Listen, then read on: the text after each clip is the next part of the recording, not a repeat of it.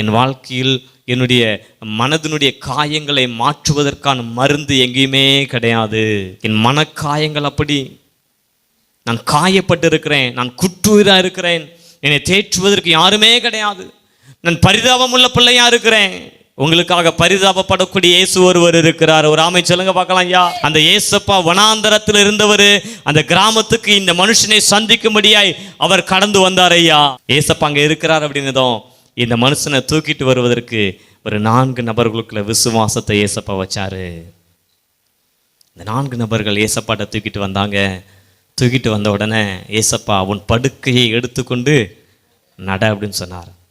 அது வரைக்கும் முடக்கப்பட்டவன், கைகளில் பலன் இல்லை, கால்களில் பலன் இல்லை, தனிமையாக இருந்த மனுஷன், பரிதாபமாக இருந்த மனுஷன். ஏசப்பா சொன்னாங்க, நான் அதிசயமானவர், உன் படுக்கையை எடுத்துக்கொண்டு நட அப்படின்னு சொன்னார். அவன் எழுந்து நடந்தான்.